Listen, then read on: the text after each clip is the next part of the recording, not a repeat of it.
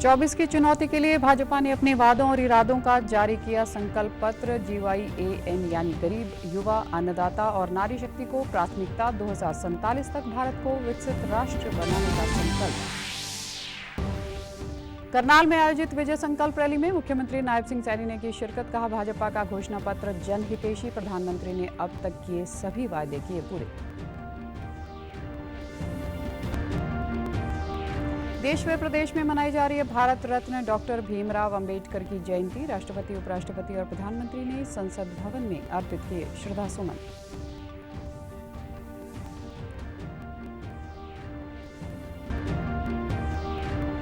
और प्रदेश की मंडियों में गेहूं की आवक जोरों पर। कुरुक्षेत्र की थानेसर मंडी में 70,000 क्विंटल गेहूं की न्यूनतम समर्थन मूल्य पर हुई खरीद। किसानों की सहायता के लिए मंडी में बनाया गया हेल्प डेस्क।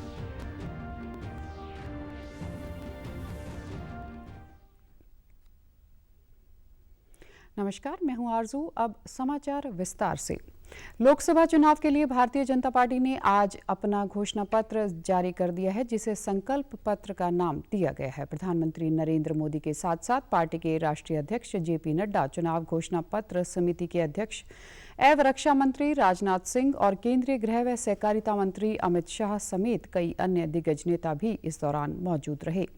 इस घोषणा पत्र में भाजपा ने GYAN यानी गरीब, युवा, अन्नदाता और नारी शक्ति को प्राथमिकता दी है। बीजेपी के घोषणा पत्र की थीम है भाजपा का संकल्प, मोदी की गारंटी। इस मौके पर पीएम मोदी ने कहा कि 10 वर्षों में भाजपा ने अपने संकल्प पत्र के हर बिंदु को गारंटी के रूप में जमीन पर उतारा है। भाजपा ने घोषणा पत्र की सूचिता को फिर से स्थापित किया है।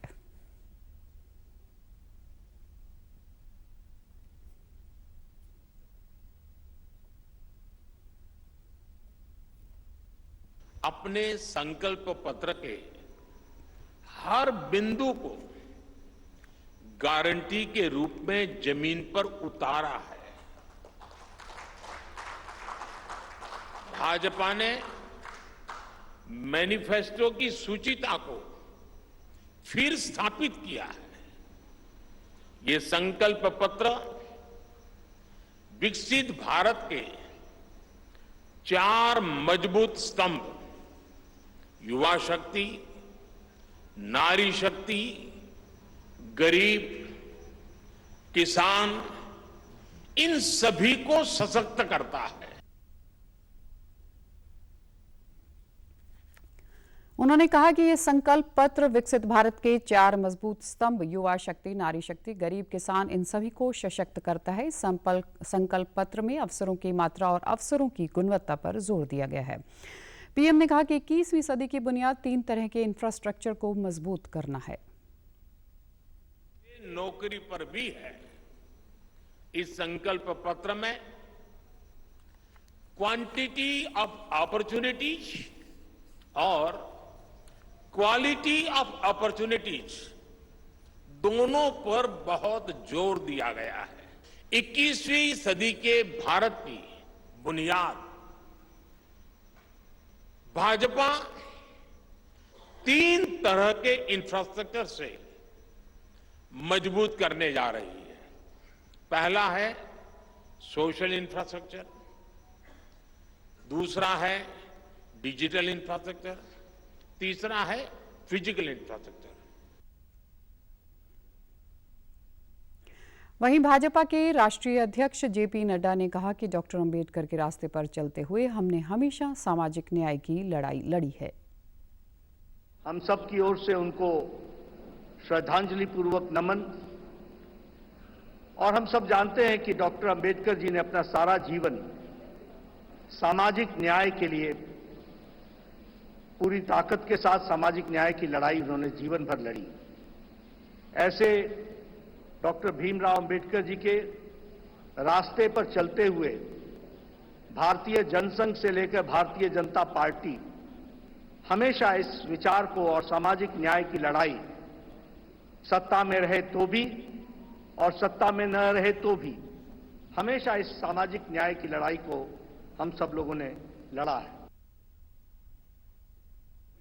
भाजपा ने आज नई दिल्ली स्थित पार्टी मुख्यालय से संकल्प पत्र जारी किया। इस मौके पर पीएम ने संकल्प पत्र की पहली कॉपी किसानों के प्रतिनिधि के तौर पर हरियाणा के किसान रामवीर चाहर को सौंपी।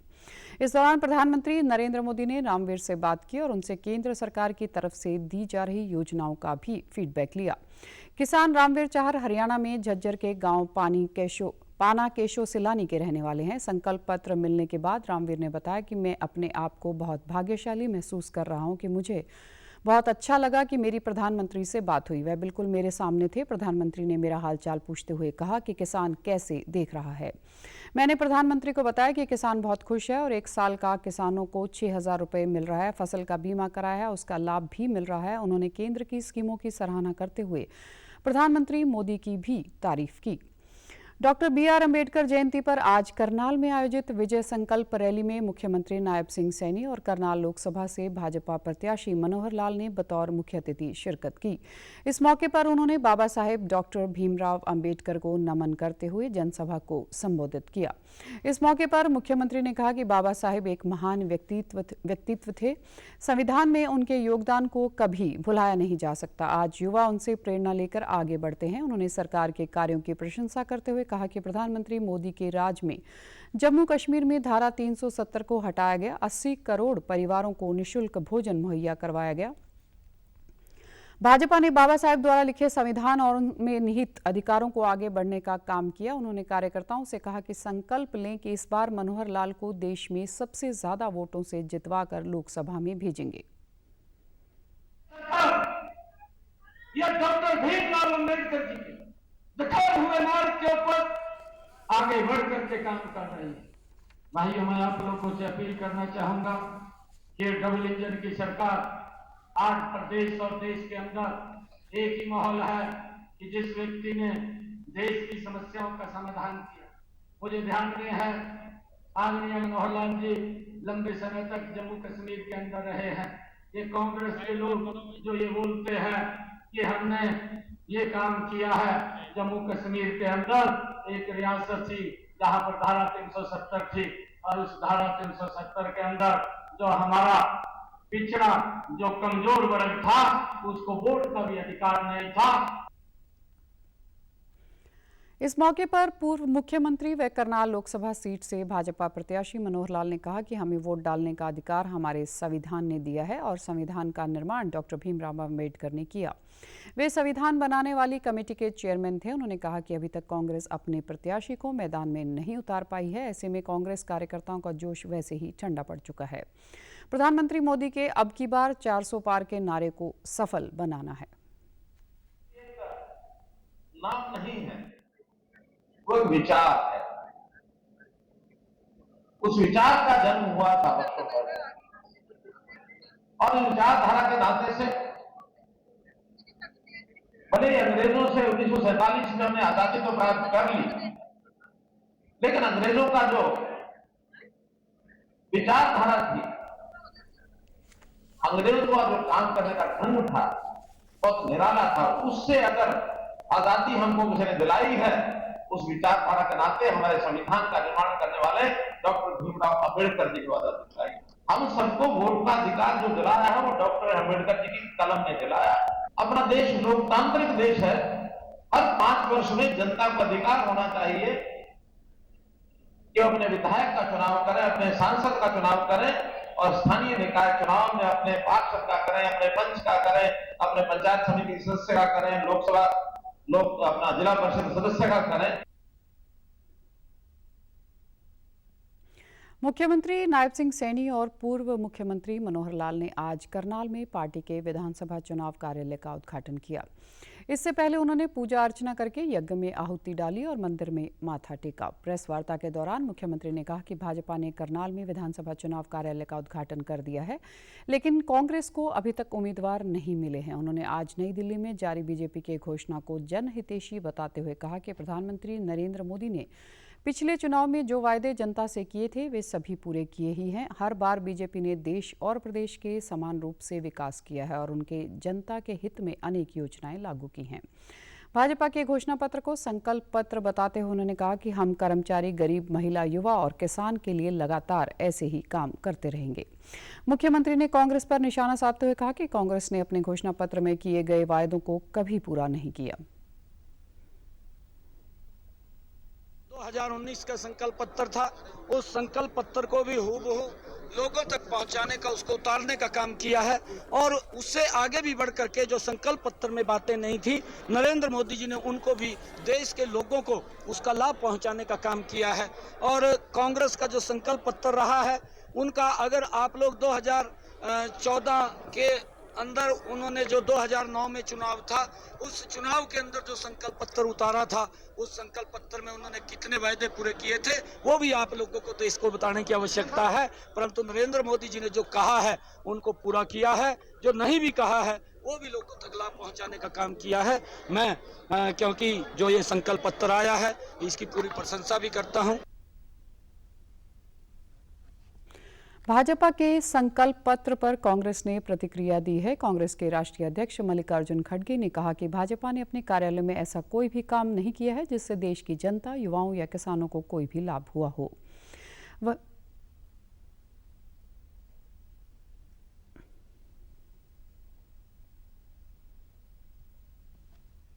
अपने कार्यकाल में उन्होंने ऐसा कोई बड़ा काम नहीं किया जो सारे देश के जनता को, युवाओं को, किसानों को उससे लाभ हो। अब युवा तो नौकरी के लिए तड़प रहे हैं, रास्ते पे आए हैं और इन्फ्लेशन इतना बड़ा है, सभी दाम खाने पीने के और सभी चीजें आकाश को पहुंचे हैं, उसकी उनको फिक्र नहीं है। वहीं आप नेता आतिशी ने कहा कि भाजपा का ये घोषणा पत्र नहीं बल्कि जुमला पत्र है। भारतीय जनता पार्टी पिछले 10 साल से सरकार चला रही है, इसके बाद भी इनके द्वारा किए गए वादे अभी अधूरे हैं। जनता पार्टी ने घोषणा पत्र नहीं, जुमला पत्र पूरे देश को दिया है, क्योंकि 10 साल सरकार चलाने के बाद भी वो अपने एक भी वादे को पूरा नहीं कर पाए हैं। उन्होंने वादा किया था युवाओं को कि बहुत हुई बेरोजगारी की मार, अब की बार मोदी सरकार हर साल 2 करोड़ नौकरियां दी जाएंगी, लेकिन आज देश का बेरोजगारी का आंकड़ा इस देश के इतिहास में सबसे ज्यादा है।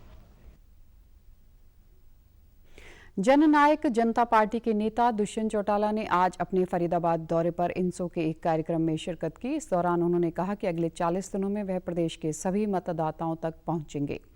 लोकसभा सीटों पर नवरात्रों के दौरान ही उम्मीदवारों की सूची जारी कर दी जाएगी। उन्होंने कहा कि चुनावी मौसम में दल बदलने का सिलसिला आम बात है, सभी पार्टियों के नेता इधर से उधर जा रहे हैं। एक प्रेस वार्ता में उन्होंने कहा कि पार्टी का जनसंपर्क अभियान पूरे प्रदेश में चल रहा है और बैठकों का दौर भी जारी है। उन्होंने कहा कि चुनाव में युवाओं की भागीदारी बढ़ चढ़कर रहेगी। दुष्यंत ने कहा कि सरकार में रहते हुए उन्होंने लोगों की मूलभूत सुविधाओं के साथ ही प्रदेश से पलायन कर रहे उद्योगों को वापस लाने का काम किया। हिसार लोकसभा चुनाव को लेकर पूछे गए सवाल पर उन्होंने कहा कि पार्टी तय करेगी कि वहां से कौन लड़ेगा। उन्होंने कहा कि संघर्ष करते हुए हम जनता की आवाज बनेंगे और जनता ही हमें जिताएगी।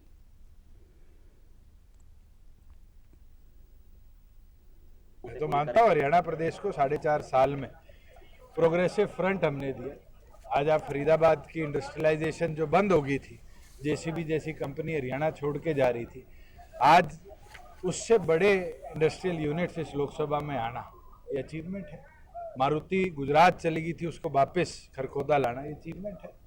आज 50% महिलाओं को रिजर्वेशन देनी, 8% बीसी के साथियों को रिजर्वेशन देनी, आज 20,000 किलोमीटर का रोड इंफ्रास्ट्रक्चर दुरुस्त करना, ये सारी चीजें हैं जिनको हम चुनाव में लेके चलेंगे। एक एजेंडा जरूर है बुढ़ापा पेंशन का, जिसको हमने 2,000 से 3,000 किया, 5,000 नहीं पहुंचा।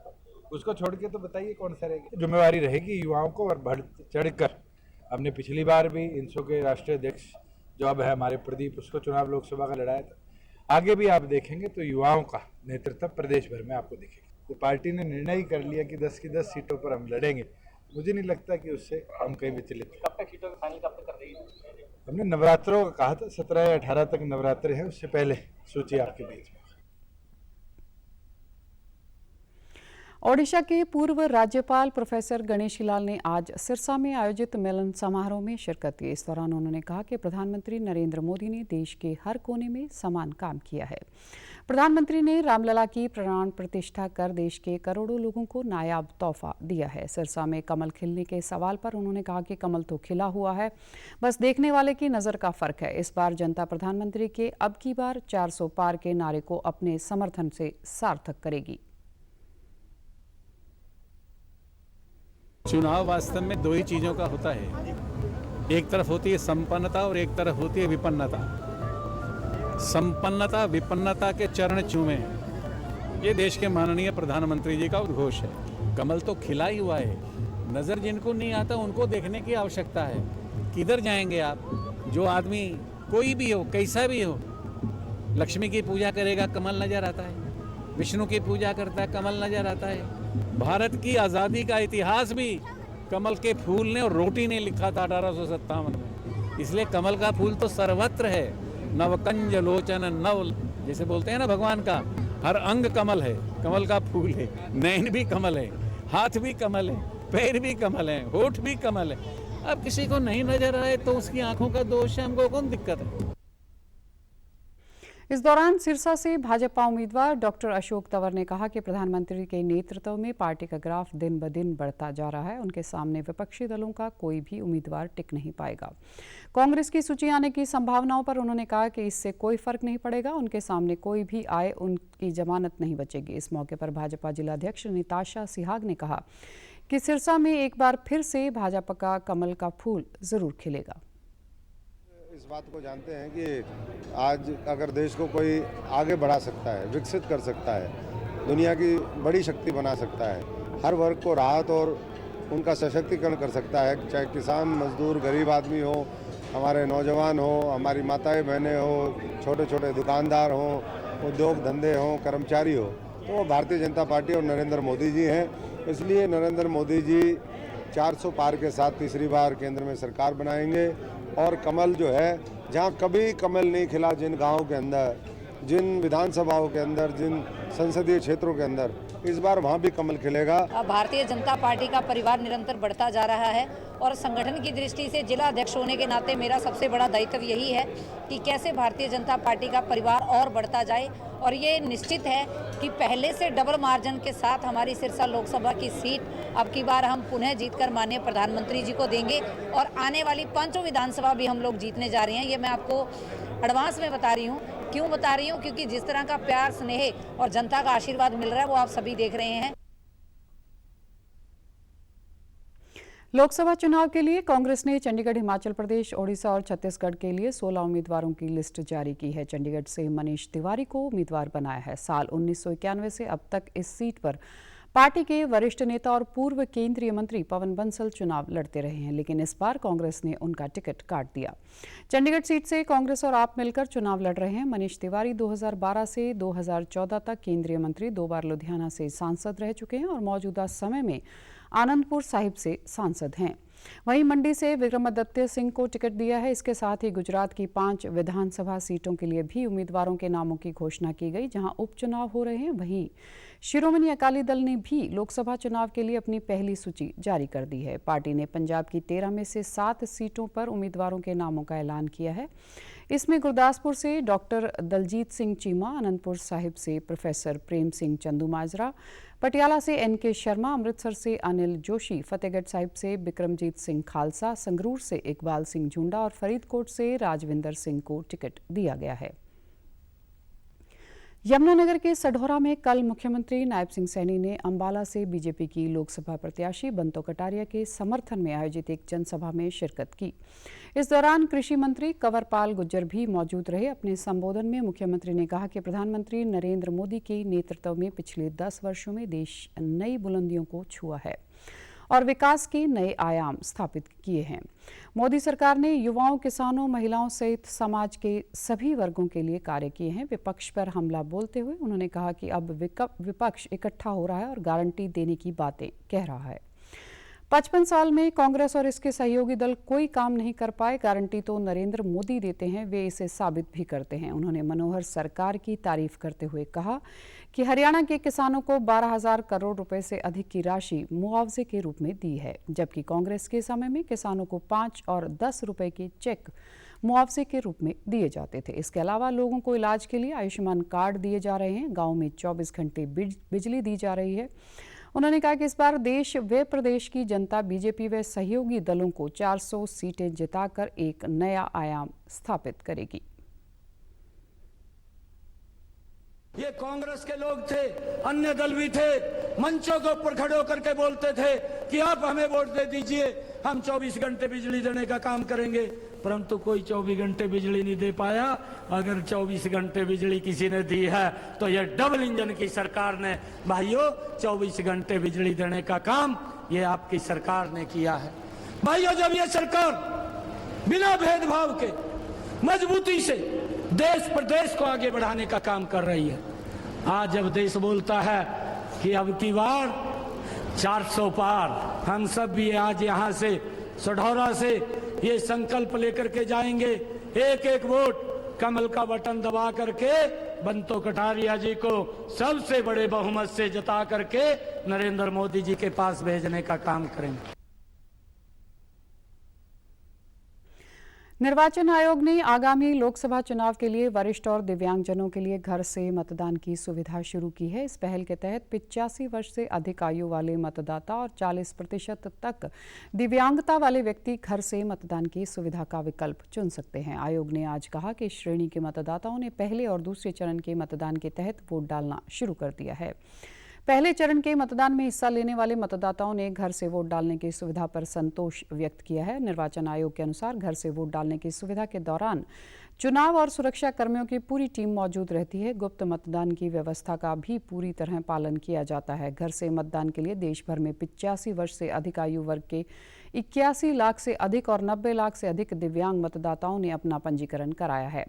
वहीं दिव्यांगजनों के लिए मताधिकार का प्रयोग सहज एवं सुविधाजनक बनाने के उद्देश्य से सक्षम ऐप बनाया गया है। इसके माध्यम से दिव्यांग वोटर मतदाता सूची में अपना नाम चेक करने के अलावा पोलिंग बूथ की लोकेशन, बूथ तक आवागमन के लिए व्हीलचेयर के लिए अनुरोध कर सकता है। ऐप के जरिए दिव्यांग नए मतदाता के रूप में अपना पंजीकरण करवा सकता है और वोटर कार्ड में या चुनावी प्रक्रिया से संबंधित अन्य प्रकार की सेवाओं के लिए अनुरोध कर सकता है।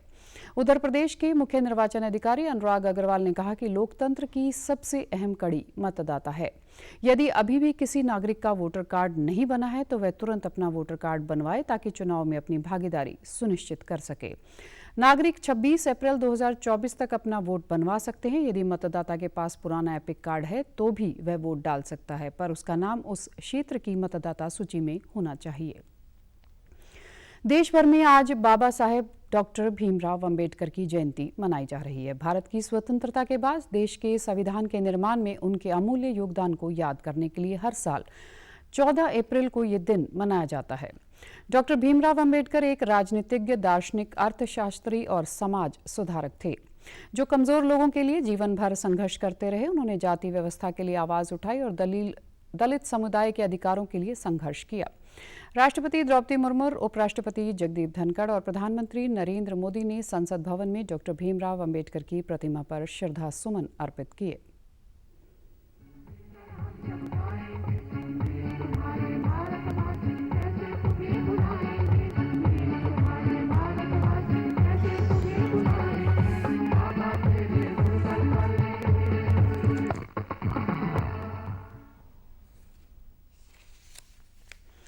भारत के संविधान निर्माता बाबा साहेब डॉक्टर भीमराव अंबेडकर की जयंती के अवसर पर आज भिवानी में वित्त मंत्री जयप्रकाश दलाल ने उनके चित्र पर पुष्प अर्पित कर उन्हें याद किया।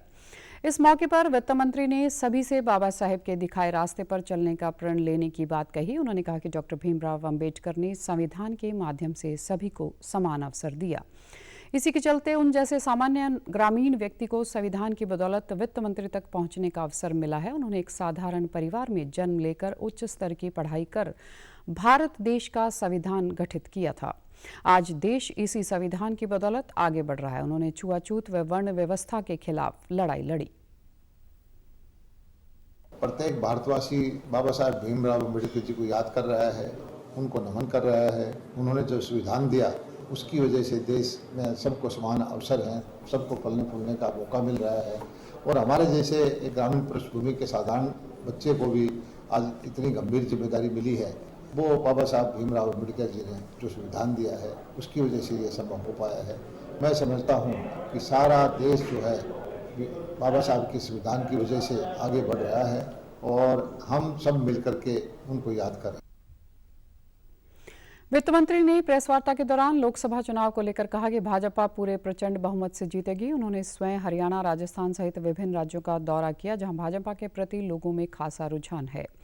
प्रधानमंत्री मोदी के 10 साल के कार्यकाल में तेजी से देश का विकास हुआ है। देश की अर्थव्यवस्था ने गति पकड़ी है। इसकी बदौलत भारत विकासशील राष्ट्र से विकसित राष्ट्र की तरफ आगे बढ़ रहा है। पूरे उत्तर भारत के अंदर मुझे नहीं लगता कि भारतीय जनता पार्टी के सिवाय कोई सीट जाएगी। मैं जहाँ तक मैं गया हूँ, राजस्थान के अंदर, हरियाणा के अंदर, दूसरे प्रदेशों के अंदर, हर जगह भारतीय जनता पार्टी प्रचंड बहुमत से जीत के आ रही है। और मोदी जी ने जो काम किया है 10 साल के अंदर, उनको लोग याद कर रहे हैं। और आज जो हमारी तेज गति से अर्थव्यवस्था बढ़ रही है, तेज गति से इंफ्रास्ट्रक्चर आगे बढ़ रहा है, भारत एक विकसित राष्ट्र होने की तरफ आगे बढ़ रहा है, तो लोगों की भावना यही है कि तीसरी बार फिर से मोदी जी प्रधानमंत्री बने। कुरुक्षेत्र की अनाज मंडियों में गेहूं की आवक जारी है। मंडी में फसल खरीद के लिए समुचित व्यवस्था की गई है। थानेसर अनाज मंडी के सचिव हरजीत सिंह ने बताया कि मंडी में अभी तक 70,000 क्विंटल गेहूं की खरीद की जा चुकी है, जिसमें से 27,000 क्विंटल गेहूं का उठान हो चुका है। किसानों की सहायता के लिए मंडी में हेल्प डेस्क बनाया गया है और उन्हें समय पर भुगतान किया जा रहा है। दोनों एजेंसियों ने 69,665 क्विंटल के करीब परचेज की है और हमारी लिफ्टिंग हो गई है 27,000 क्विंटल के आसपास। यहाँ मार्केट कमेटी में ई-नेम बिल्डिंग में हेल्प डेस्क की व्यवस्था की हुई है। किसानों को पता है, किसी भी किसान को कोई समस्या आती है तो वो पिछले वर्षों से कुछ वहीं हेल्प डेस्क बनता है तो वहाँ अपने आप आ जाते हैं और उनकी समस्या हम सॉल्व कर देते हैं। गेट पास के लिए भी कोई समस्या नहीं आ रही है। गेट पे चेक पोस्ट बने हुए हैं जहाँ पर गेट पास जारी किए जा रहे हैं। सभी आड़तियों के पास तिरपाल है। मौसम खराब होने पर तिरपाल से फसल को ढक दिया जाता है। कुछ ने स्टैग भी लगा दिए हैं और किसी प्रकार के मौसम से भी कोई हमने लड़ने के लिए पूरी तैयारी की हुई है। मंडी में फसल बेचने आए किसानों ने कहा कि इस बार गेहूं की अच्छी पैदावार हुई है और सरकार द्वारा निर्धारित न्यूनतम समर्थन मूल्य पर उनकी फसल खरीदी जा रही है। मंडी में फसल खरीद के लिए समुचित व्यवस्था की गई है।